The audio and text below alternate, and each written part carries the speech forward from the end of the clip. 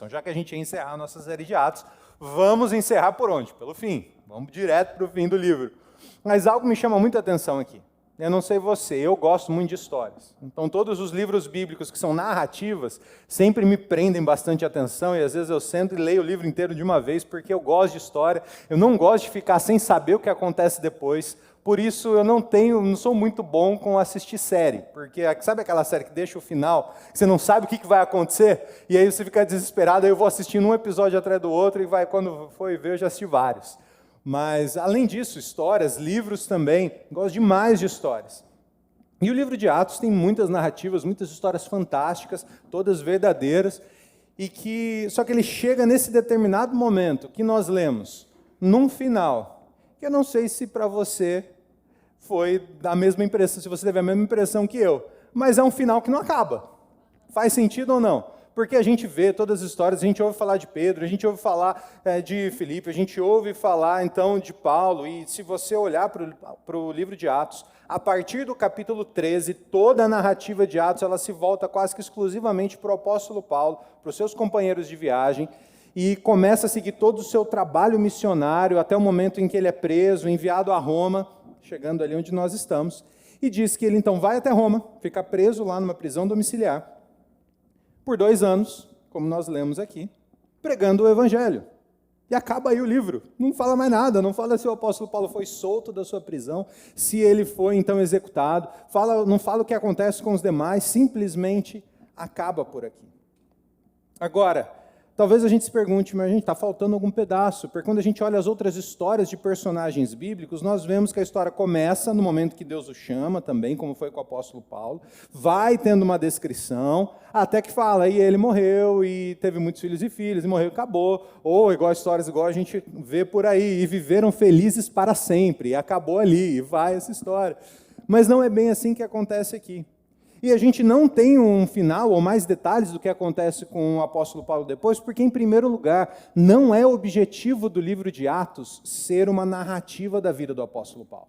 O apóstolo Paulo foi um cara fantástico, um homem de Deus, abençoado, mas o livro de Atos tem um objetivo muito diferente do que só narrar a história de uma boa pessoa, de um cara que foi muito usado por Deus. O objetivo do livro de Atos era narrar a expansão do Evangelho por todo o mundo conhecido da sua época, cumprindo as palavras de Jesus lá em Atos 1:8. Então vocês vão receber poder quando descer sobre vocês o Espírito Santo, e vocês serão minhas testemunhas em toda parte, em Jerusalém, toda a Judéia, Samaria e até os lugares mais distantes da terra. E isso acontece, o apóstolo Paulo, a partir do momento que ele conhece a Jesus, ele diz o seguinte, não, agora eu conheci Cristo, Cristo então é o centro da minha vida, e eu vou viver, eu vou gastar toda a minha vida para anunciar o Evangelho. Então não é que a história bíblica está olhando exclusivamente para Paulo, é que Paulo se insere na narrativa bíblica por uma decisão de fazer Cristo o centro da sua vida e de anunciar o Evangelho, a razão da sua existência. E aí Paulo, então, ele começa a ser acompanhado por Lucas, o autor do livro de Atos. Lucas se torna companheiro de viagem do apóstolo Paulo, até vendo muitas das histórias pessoalmente, acompanhando o que está acontecendo. E o Paulo sempre foi muito intenso. Se nós lembrarmos um pouco do que nós ouvimos nos outros domingos, antes de se converter, o apóstolo Paulo perseguia e matava cristãos. Ele não tinha dó, não. Ele ia e perseguia e usava estratégias das mais diferentes para conseguir prender e matar cristãos. A partir do momento que ele teve um encontro real com Jesus, ele muda completamente de direção, como a gente fala muito a respeito da conversão, até nos nossos tempos de mesa. Conversão é uma mudança de direção, eu estava indo para um lado, agora eu vou para outro, eu vou em direção a Jesus, foi o que ele fez. Então, de perseguidor, ele passou a evangelista, a defensor do Evangelho, a propagador do Evangelho. Mas Paulo era tão intenso, e ele fez isso com todo o seu coração de tal forma, que ele levou o Evangelho para praticamente quase todo mundo conhecido da sua época. Ele fez 3 viagens missionárias que nós temos registradas no livro de Atos. E se você gosta de números, a Universidade de Stanford fez um cálculo, alguns estudiosos ali, alguns membros da universidade fizeram um estudo para descobrir quanto o apóstolo Paulo tinha viajado ao longo ao longo de todo o livro de Atos. Se a gente ter uma ideia, só nas 3 viagens que ele fez, ele viajou 7.938 milhas. Para você ter uma ideia, o diâmetro da Terra na linha do Equador são 7.917. Ou seja, tem 21 milhas aí, que provavelmente ele saiu ali do Waterloo, foi para o Milênio, alguma coisa assim, deu 20 milhas ali. Mas ele deu mais só nesse período. Ele andou o equivalente a uma volta ao redor do mundo. E o objetivo, então se o objetivo do livro de Atos era narrar como o evangelho chegou a todo mundo, falar de Paulo era exatamente falar sobre isso, falar das histórias e das narrativas de Paulo. Paulo, ele decidiu fazer de sua vida uma oferta de adoração a Deus, ao ponto de que tudo que ele pudesse fazer seria para anunciar o evangelho. Passada essa narrativa das viagens de Paulo, nós vamos ver no capítulo 20, que é o final, e eu estou fazendo um panorama bem rápido, só para a gente chegar aqui em algumas coisas que o Senhor tem falado ao meu coração. Quando a gente chega no capítulo 20, a gente vai entender que no final da 3ª viagem missionária do apóstolo Paulo, que nós temos registrada ali, ele diz o seguinte, ele decide voltar para Jerusalém. Só que o Espírito Santo avisou a ele, alertou a ele o seguinte: olha, Paulo, entenda o seguinte, se você for para Jerusalém, você vai ser preso, você vai sofrer, a coisa vai ser difícil para você lá. Deus mandou profetas para falarem com ele, e dizendo, olha, se você for, você vai ser preso. Mas o apóstolo Paulo diz o seguinte, lá em Atos capítulo 20, versos 22 a 24. Agora, impelido pelo Espírito, vou a Jerusalém. Não sei o que me espera ali, senão que o Espírito me diz, em todas as cidades, que tenho pela frente prisão e sofrimento.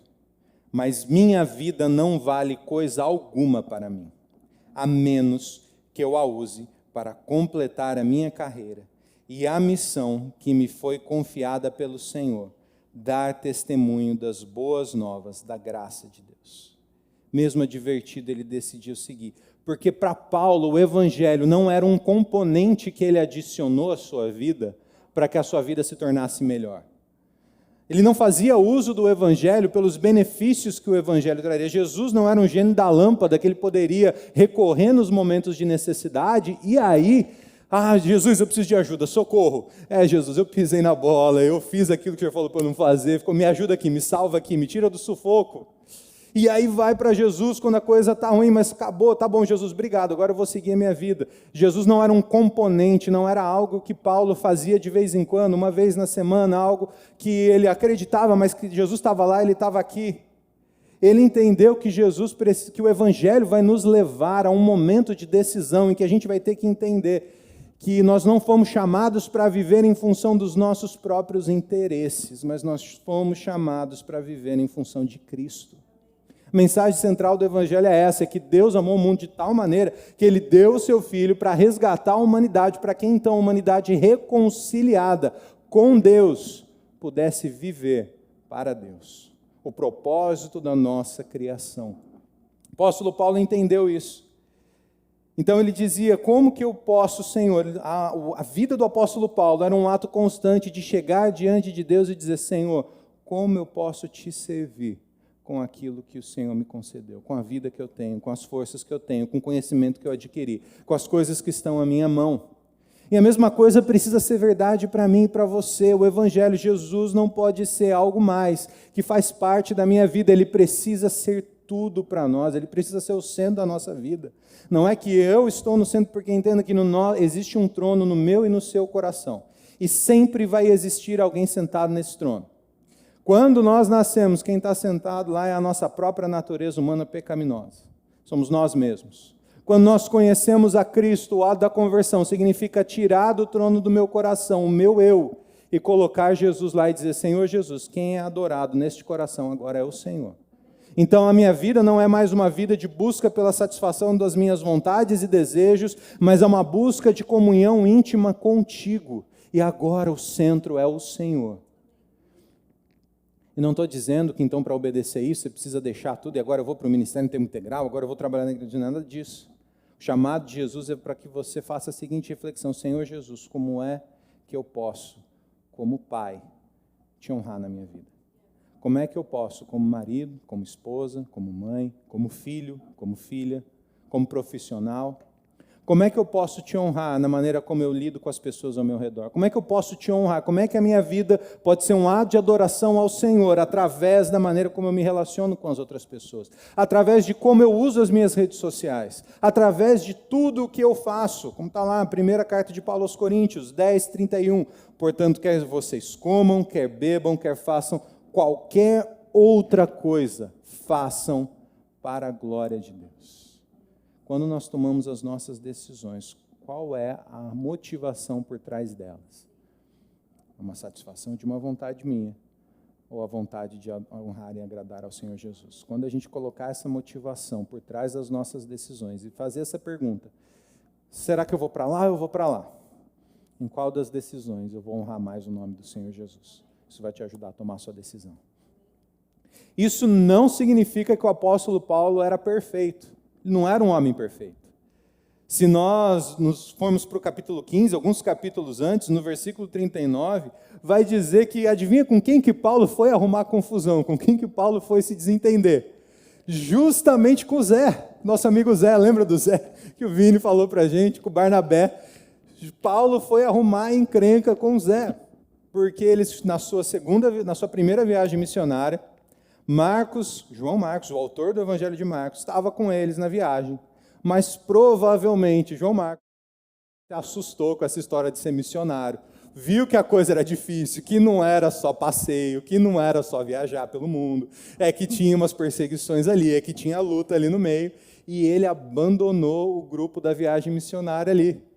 Ele foi embora. E aí o que acontece? Na segunda viagem missionária, João Marcos quer voltar para a viagem. Barnabé, coração bom, gente. Pensa no homem de coração bom. Barnabé, bondoso, ali, misericordioso. Falou, não, tadinho do menino, vamos levar o menino. João Marcos era sobrinho de Barnabé. Leva o menino, dá uma outra chance para o menino. Ele vai aprender, menino novo, deixa ele vir. O que Paulo faz com o seu temperamento ali? De jeito nenhum, se depender de mim, esse menino não viaja mais. Eu não quero esse menino do meu lado. Quando a coisa apertou, ele arriou, ele saiu correndo. Eu não quero saber. E Barnabé vai, deixa o menino. Resumo da obra, o desentendimento entre os dois foi tamanho que cada um foi para um lado. Paulo foi para um lado, Barnabé foi para um lado. Inclusive, Barnabé, o cara que foi atrás de Paulo e dá uma chance para Paulo quando ninguém queria dar uma segunda chance para Paulo, porque ele era perseguidor da igreja. E mesmo assim, ele não aprendeu muito bem a lição ali, se desentenderam, foi um para cada lado. Se dependesse do apóstolo Paulo, provavelmente o evangelho, segundo Marcos, não existiria, porque Paulo já matou ali a história, teria matado a história do menino ali. E o evangelho de Marcos foi o primeiro a ser escrito e provavelmente a base para a escrita dos outros evangelhos. Ele tem pouquíssimos elementos que só aparecem nele, que não aparecem nos outros.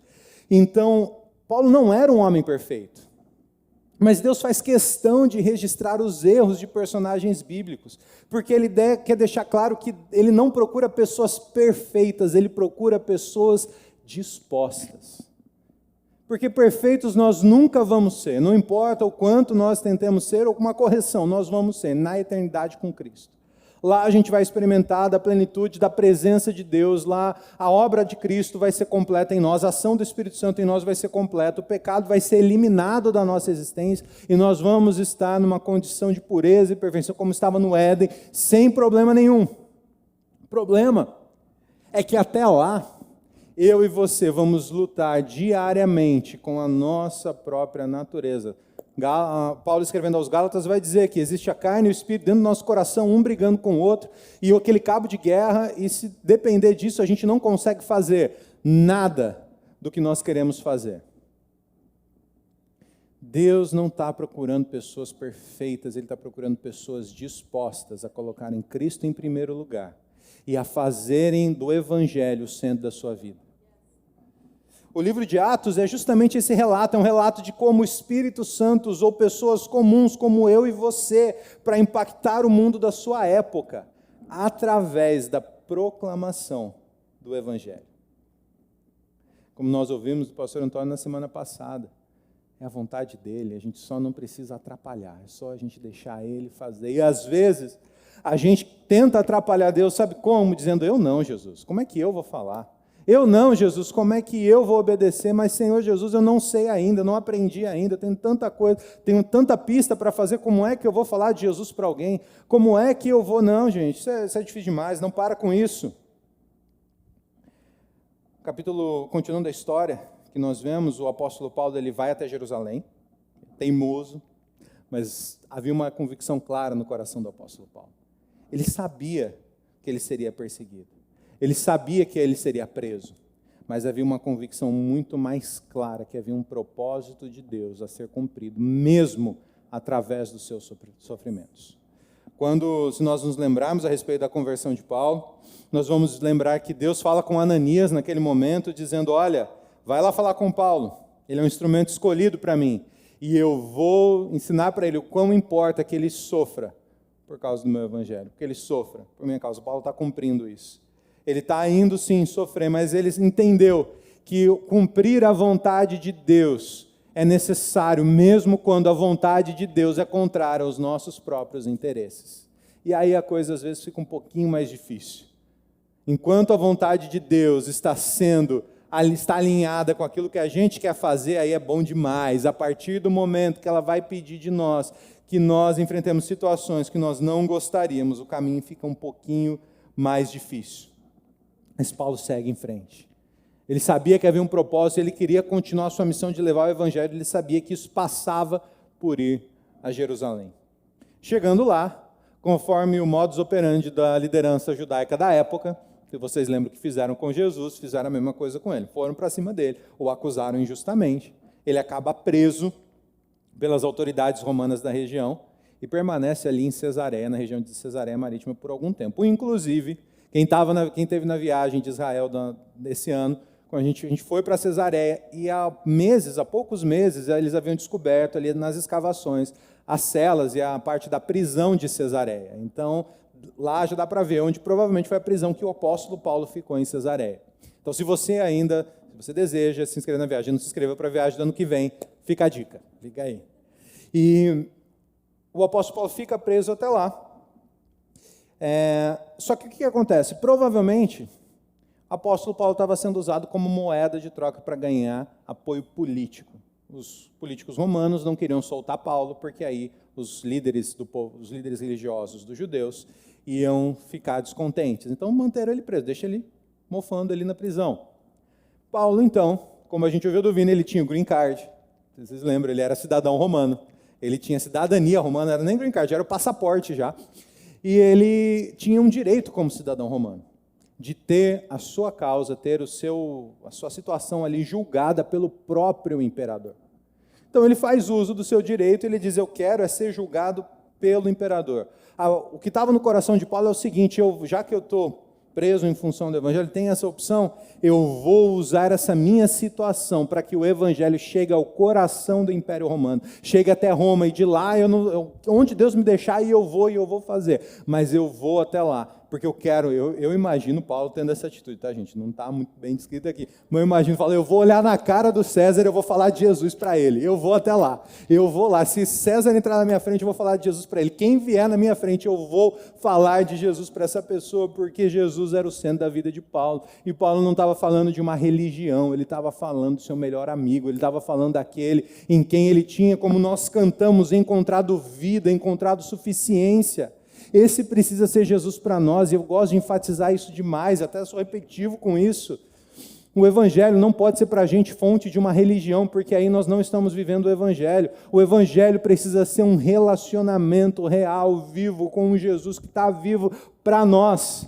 Ele não está vivo só na história que nós lemos, ele não está vivo só na vida de outras pessoas, ele está vivo na minha vida, ele está vivo no meu coração. E isso me enche de tanta alegria, isso me enche de tanta paz, isso me enche de tanta motivação, que eu preciso falar desse Jesus para todo mundo que está ao meu redor. E aí a gente chega ao texto que nós lemos no começo. Paulo ele é enviado preso para Roma, ele recebe ainda uma boa mordomia ali, ele não vai para uma prisão, ele tem direito a ficar numa prisão domiciliar, ele aluga uma casa, e com essa casa, então, é colocado um soldado para acompanhá-lo, para que o vigie. E a gente chegou no texto que a gente leu. Paulo permanece preso por 2 anos e ele usou a sua prisão. O que é a visão? Ele usou a sua prisão para estabelecer uma base missionária no coração do Império Romano. Ele aproveitou cada oportunidade. Alguns historiadores vão dizer que depois desses 2 anos ele foi solto, pregou mais o evangelho, fez outra viagem, até que durante o governo do próximo imperador de Nero, ele é preso novamente, na perseguição que Nero faz à igreja, e aí sim morto, decapitado. Mas o livro de Atos não fala nada mais além disso, nem volta a falar depois mais a respeito de Pedro, a respeito das outras situações. Mas o texto parece que é deixado inacabado, mas na verdade o texto acaba de maneira aberta, porque a história de Atos continua a ser escrita através de nós. A história de Atos ela não tem um final definitivo porque ela não foi feita para acabar. O que Deus começou a fazer no livro de Atos não acabou lá. Eu e você somos a continuação dessa história. E através da minha e da sua vida, o que Deus começou a fazer lá continua a ser escrito. A pergunta que eu e você precisamos fazer é: qual é o tipo de história que está sendo escrita através da minha vida como continuação do livro de Atos? Porque esse é um chamado que não é só para pastor, esse é um chamado que não é só para missionário, para ministro de louvor, para quem quer que seja, é para todos nós que cremos em Jesus, de acordo com as Escrituras, e que entregamos a nossa vida a Ele, dizendo o seguinte: olha, Jesus dizendo para nós: olha, eu vou voltar, até lá, eu confio em vocês, para me representarem aí na terra, e anunciar o meu amor para todas as pessoas ao seu redor. A igreja não foi feita para ficar dentro de 4 paredes, não foi feita para ficar dentro, nós não fomos feitos para viver dentro dos nossos TDVs muito bem aconchegados. São momentos maravilhosos que nós temos em família, nos TDVs, nas celebrações aqui na igreja. Gente, isso é bom demais, isso é muito bom, mas isso aqui é só uma consequência, isso aqui é só parte daquilo que Deus deseja fazer através de você. Deus te chamou, assim como o apóstolo Paulo, para ir e compartilhar de Jesus com as pessoas ao seu redor, para anunciar o evangelho, para continuar aquilo que ele começou, porque o mesmo Espírito Santo que agiu em Paulo está disponível para agir através da tua vida e para habitar dentro de você. Que o mesmo Deus que começou e que queria começar lá, ele não mudou de ideia, gente. Deus não muda, ele não mudou de opinião, ele não mudou de vontade, ele continua o mesmo Deus querendo agir através de você. A pergunta é: você aceita esse chamado de Deus para a tua vida? Você quer dizer sim? Porque não é na minha e na sua capacidade, gente, isso tem que ficar claro para a gente, quem vai fazer é Ele. Eu gosto demais, eu queria entrar agora nesses últimos minutos com vocês, nesses versículos que nós lemos, para a gente ter um pouquinho de algumas dicas para a gente atender essa missão. A primeira coisa, Paulo ele alugou aquela casa do seu próprio bolso, e ele investiu o seu tempo e os seus recursos na sua missão. Quanto tempo nós temos dedicado para servir a Cristo? Ele usava tudo que ele tinha à sua disposição. Não importava se ele tinha muito ou pouco, ele não esperava as condições ideais, ele não esperou: olha, deixa eu ser liberto, aí eu volto a pregar, por enquanto eu vou tirar um sabático aqui, eu vou ficar aqui descansando, por enquanto eu vou ficar aqui tranquilo. Não, ele estava preso, ele dizia: como eu posso usar a minha prisão para anunciar a Jesus? E ele teve uma ideia: então eu vou alugar minha casa, eu vou receber quem quiser falar comigo, eu vou botar uma base missionária aqui. Então ele investiu o seu tempo e os seus recursos na sua missão, ele era generoso com a obra de Deus. E ele colocava o seu coração disposto a obedecer a Deus e a anunciar o evangelho com o que ele tinha às suas mãos. O que está nas suas mãos hoje que pode ser usado para anunciar o reino de Deus? Deus não está te esperando, que não quer que você se compare com outras pessoas, que você compare o que você sabe, o que você não sabe, o que você tem, o que você não tem. Deus confiou, como na parábola dos talentos, que a pastora Érica trouxe ao nosso coração hoje novamente. O que está na tua mão hoje para você servir ao Senhor? E, gente, eu não estou falando de dinheiro aqui, eu estou falando do que Deus tem confiado a você. Use isso para anunciar o reino de Deus, para fazer Jesus conhecido, para que vida chegue até outras pessoas através de você. Paulo pregava o evangelho a todos que o procuravam. Ele não tinha um grupo seleto de pessoas com quem ele se sentia à vontade de falar do evangelho, e outros que ele dizia: não, por aí eu não preciso comentar não, aí eu não vou falar nada não. A todos que o procuravam, Paulo compartilhava do evangelho. Ele pregava o evangelho. O evangelho não era uma parte, uma opinião, uma ideia, uma ideologia que ele seguia. O evangelho era tudo para ele.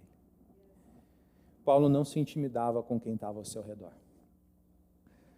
Se você lembra, eu comentei que o apóstolo Paulo, ele estava preso e tinha um soldado o acompanhando, um soldado vigiando ele, para ele não fugir, para ele ficar lá preso em Roma até que ele fosse julgado. E esse é realmente o próximo ponto. Esse soldado poderia ser uma fonte de inibição para Paulo, para que ele então não falasse do evangelho, porque havia uma proibição, inclusive, do proselitismo. A lei romana impedia que outras religiões evangelizassem romanos. O romano tinha que seguir a religião do império, e o cidadão romano não podia ser, então não podia que um judeu ficasse falando dele de outra fé. Paulo não se importou com o que aquele soldado poderia achar, ou pensar, ou falar a respeito dele. Paulo pregava o evangelho a todos que o procuravam, e não se intimidava com quem estava ao seu redor. E a última coisa, quem tira os impedimentos é Deus. A gente não tem que derrubar nenhuma porta, a gente não tem que tentar forçar nada. O que nós temos que fazer é colocar a nossa vida à disposição do Senhor e dizer: Senhor, eu quero atender esse teu chamado. Eu quero continuar, eu quero realmente que, se a história de Atos estivesse sendo escrita hoje, nos nossos dias, eu queria que o meu nome tivesse escrito nessa história, porque eu fiz a diferença, não pelas minhas forças. Gente, o que Paulo fez, ele jamais conseguiria fazer se não fosse o poder do Espírito Santo sobre a vida dele. É o mesmo poder que Deus deseja derramar sobre você. O que eu e você precisamos fazer é estar dispostos, o resto quem vai fazer é Deus. Esse é o último ponto. Quem tira os impedimentos é Deus. No versículo vai dizer, conforme nós lemos, que Paulo pregava sem nenhum impedimento. Ele ensinava as coisas referentes a Jesus. Deus tirava os impedimentos. Paulo se prontificava. Deus ia tirando os impedimentos e abrindo os caminhos. Não é por acaso que você está aqui hoje. Não é por acaso que o Senhor alcançou você. Deus te ama profundamente. E Ele te chamou, porque Ele quer que você seja parte da história que Ele está escrevendo através da sua igreja. Parte dessa história no teu trabalho, parte dessa história na tua família, dentro de casa, com seus amigos, com seus relacionamentos. Porque, gente, a gente é uma pessoa só, a gente não pode ter um comportamento quando a gente está com algumas pessoas. Era como, imagina se o apóstolo Paulo, quando estivesse lá, o soldado estava em casa com ele se agia de um jeito. O soldado saiu, agora eu vou falar de Jesus. Não podemos ser assim, gente. O evangelho precisa ser uma coisa só na nossa vida. E precisa ser tudo para nós. A pergunta que o Espírito Santo nos faz nessa tarde é: você está disposto a atender o chamado de Jesus para fazer parte da história que Ele está escrevendo através da sua igreja? Porque eu posso te dizer que o que Ele espera de você é a tua decisão, a tua disposição. E Ele vai te capacitar, Ele vai te dar os meios, Ele vai fazer através de você.